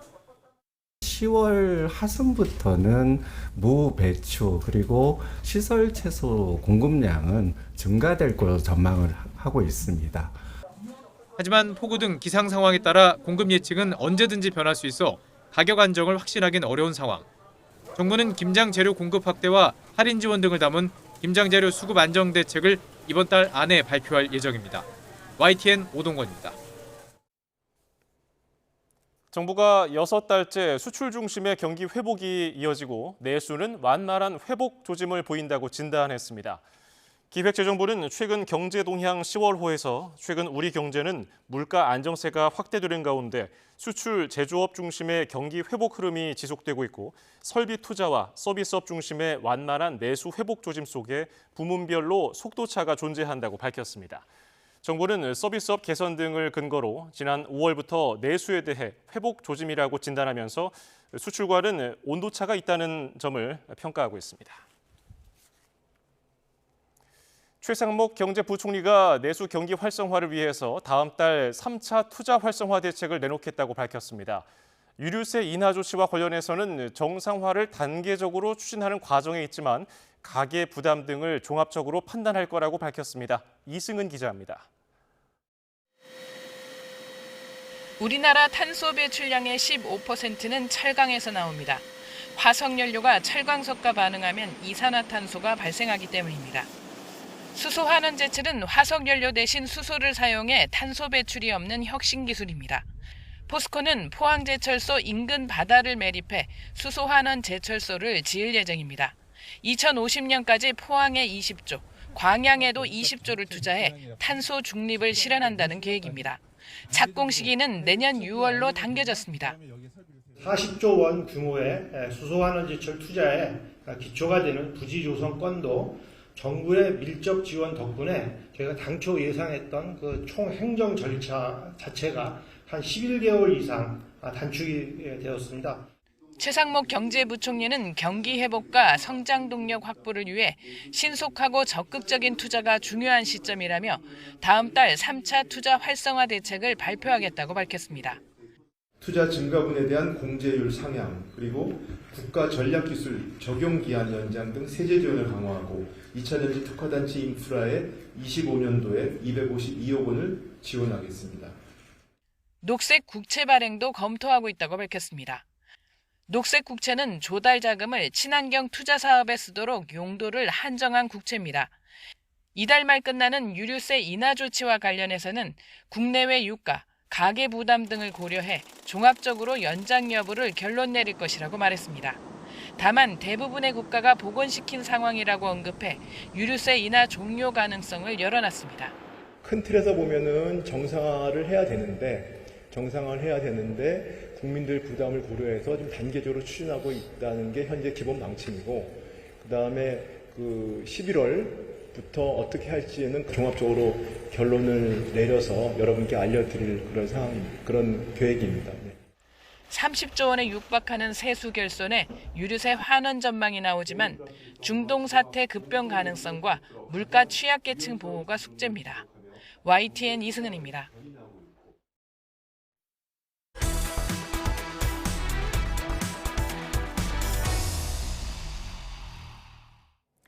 이스라엘이 팔레스타인 무장정파 하마스의 수장 야히야 시나르를 제거했다고 공식 발표한 뒤 시나르의 사망 직전 영상을 공개했는데요. 함께 보시죠.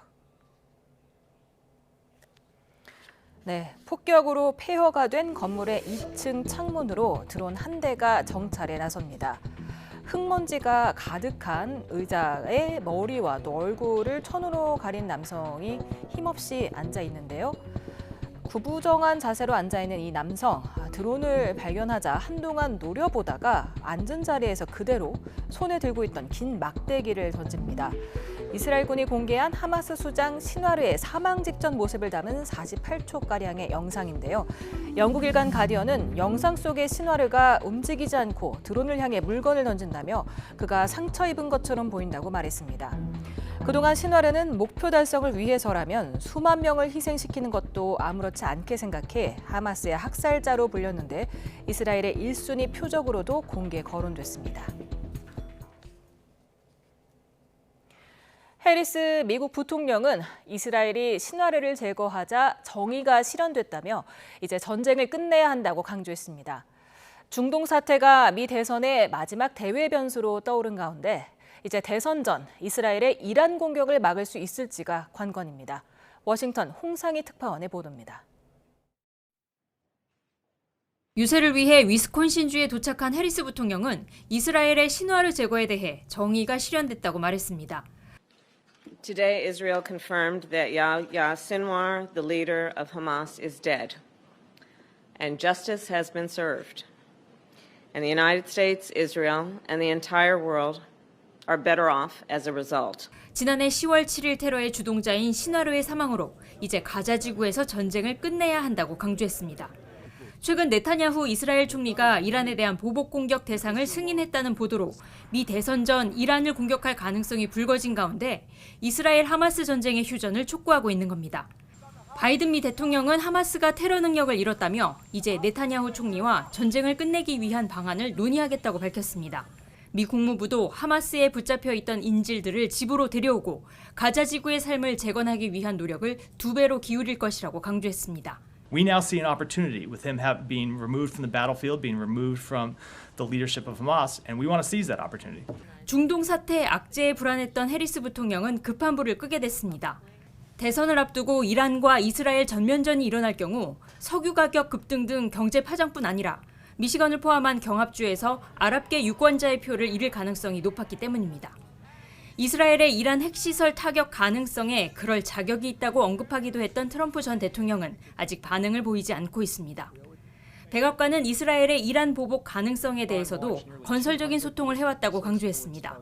시나르의 사망을 계기로 이스라엘과 하마스의 휴전 협상 가능성과 임박했던 이스라엘의 이란 공격을 멈출 수 있을지가 이번 대선의 큰 대외 변수로 떠오르게 됐습니다. 워싱턴에서 YTN 홍사입니다. 주일 한국대사관 국정감사에서는 일제 강제 노동에 대한 정부 입장과 관련해 야당 의원들의 질의와 비판이 이어졌습니다. 박철희 주일 대사는 강제 노동이란 표현을 명확히 하라는 요구에 한다고는 말할 수 없다고 답해서 논란이 일고 있습니다. 도쿄에서 김세호 특파원의 보도입니다. 질의는 세계문화유산으로 지정된 사도광산에 집중됐습니다. 야당 의원들은 사도광산 관련 전시물에 한국인 노동자의 강제성이 제대로 들어있지 않다고 비판했습니다. 이 과정에서 박철희 주일 대사에게 평소 강제 동원이라는 표현을 쓰지 않는다며 명확히 해달라는 지적이 나왔습니다.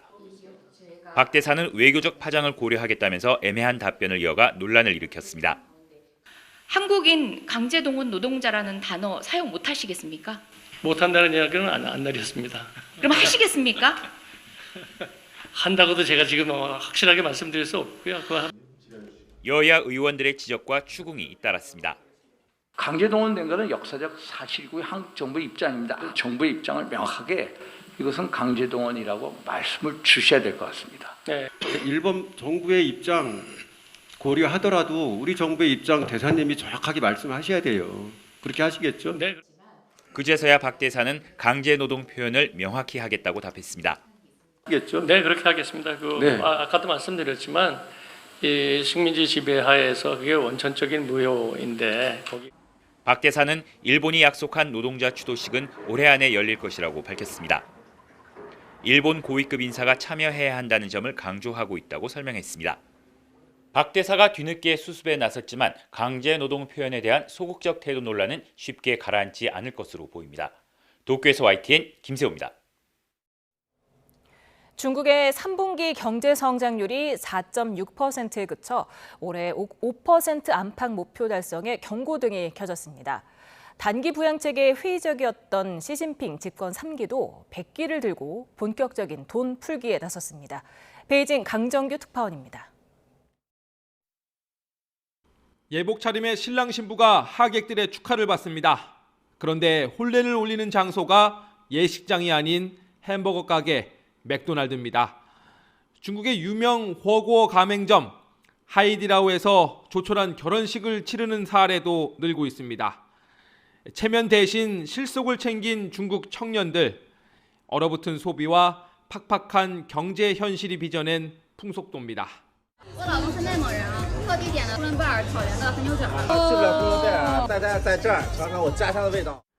올해 3분기 중국의 경제 성장률은 4.6%에 그쳐 2분기에 이어 하향선을 그렸습니다.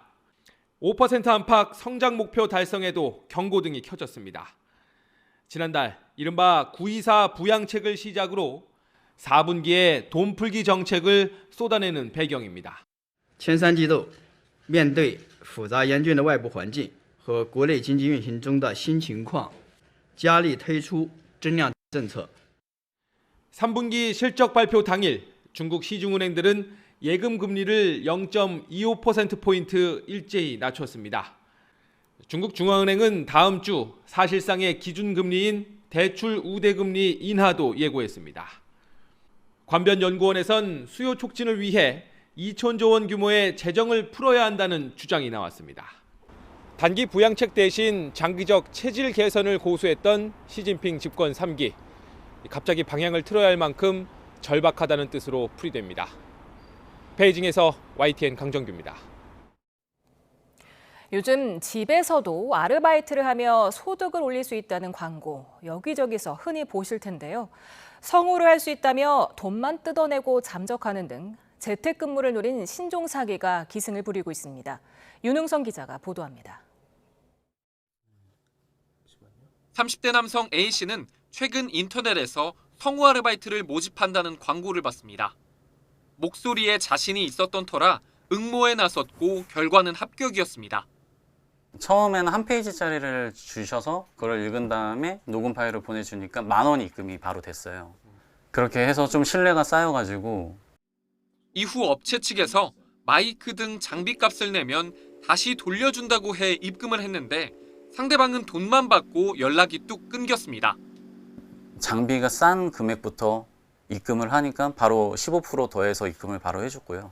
그 고급 장비를 한 730만 원대를 입금을 하니까 바로 입금이 안 되고 실제 SNS에는 성우를 할 수 있다는 글이 여러 떠돕니다. 취재진이 한 곳을 직접 찾아가 봤습니다. 성우를 모집한다는 업체가 위치해 있다고 밝힌 건물입니다. 취재진이 직접 사무실이 있는지 찾아보겠습니다.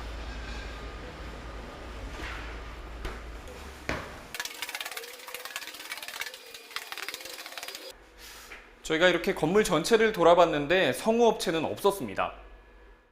저는 여기 한 40년 됐죠. 여기는 없었어요. 재택 아르바이트를 노린 신종 사기 의심 사례는 꾸준히 늘고 있습니다.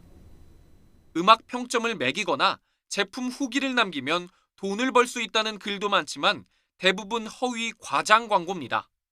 지난해 서울시 전자상거래센터에 접수된 온라인 부업 사기 상담 피해액은 한 해 전보다 20배 이상 급증했습니다. 돈을 내야 되는 그런 아르바이트는 없습니다. 이런 경우에 대해서는 이제 진행을 하시지 않는 게 바람직할 것 같고요. 검증된 플랫폼이나 공신력 있는 채널을 통해서 구하실 필요가 있고 가능하면 최소한 한 번 이상은 직접 대면을 해서 전문가들은 경기 침체가 장기화하고 있는 가운데 가게 살림에 한 푼이라도 보태려는 서민을 노리는 사기 범죄가 늘고 있다며 주의를 당부했습니다. YTN 윤홍성입니다. 충북대학교에서 열린 국회 교육위의 충청권 대학교와 대학병원 국정감사에서는 의대 증원과 관련해 갑론을박이 벌어졌습니다. 더불어민주당 정을호 의원은 졸속 의대 증원 정책으로 국민의 삶이 파괴됐다며 현장 시찰을 통해서 대학들이 늘어난 학생들을 가르칠 상황이 되는지 의문이 든다고 비판했습니다. 국민의힘 김용태 의원은 의대 증원과 관련해서 의대 교수들 간의 신뢰가 무너진 것 같다며 많은 소통이 필요할 것 같다고 밝혔습니다. 의대생과 교수, 학부모 단체 등은 오늘 국정감사를 앞둔 경북대 병원 앞에서 의대생 휴학 승인을 촉구하는 집회를 열었습니다. 이들은 교육부의 의대생 휴학 관련 학칙 개정 요구를 반대한다며 의대생의 휴학을 조건 없이 승인하고 부실 교육 방지와 상식에 맞는 감사 등을 정부에 요구했습니다. 정부가 의사 인력수급 추계위원회 출범을 준비하며 위원 추천을 요청했지만 의료계는 마감일까지 이에 응하지 않았습니다. 인력수급 추계위는 의사와 간호사 등 직종별 각 13명씩 구성되는데 이 가운데 7명을 의사단체에서 추천해야 합니다. 이에 대해서 복지부는 마감 시간을 정하지 않고 끝까지 기다릴 계획이라고 말했습니다. 프로야구 플레이오프 4차전이 가을비로 하루 미뤄졌습니다. 삼성은 다친 구자욱이 돌아오고 LG는 에르난데스를 활용할 수 있는 등 선수 운용에도 숨통이 트일 텐데요. 가을비가 누구 편이 될지 조은지 기자가 따져봤습니다. 9회 초 투아웃 삼성 김영웅을 헛스윙 삼진으로 돌려세우고 LG 에르난데스가 포효합니다. 여기선 안 돼 단호한 몸짓으로 승리를 자축합니다. This is our house, we gotta respect our house, and the only I say is no here. We do everything for win here. 가을 야구 첫 관문인 KT와 맞대결에서 5경기에 모두 나왔던 에르난데스는 공 60개, 혼신의 역투로 반격의 첫 승을 이끌었습니다. 가을 단비 덕분에 하루 시간을 벌면서 불펜 핵심 에르난데스는 남은 경기에 또 등판할 수 있습니다. 하루 비가 와준다면은 또 에르난데스 선수를 투입할 수 있는 여건이 되기 때문에 쫓기게 된 삼성이지만 비가 마냥 야속한 건 아닙니다. 2차전에서 무릎을 다친 간판 타자 구자욱이 일본에서 짧고 굵게 치료를 마치고 돌아와 4차전부터 선수단과 함께합니다. 박진만 감독은 5차전까지 간다면 등판할 다승왕 원태인이 이틀을 더 쉴 수 있다면서 원태인과 레이스, 황동재 3명의 선발진에게 꿀맛 휴식이 될 거라고 위안했습니다. 비 오면은 레이스 선수가 하루 정도에 더 쉬는 시간이 벌어지는 거기 때문에 체력적으로 더 좋은 볼을 던질 거라고 생각하고 있습니다. 삼성과 LG 모두 가을비는 우리 편을 외치는 상황에서 일찌감치 한국 시리즈를 예약한 기아가 가장 느긋할지도 모릅니다. 아담한 대구에서 가장 큰 잠실로 오면서 화력전이 투수전으로 바뀐 플레이오프.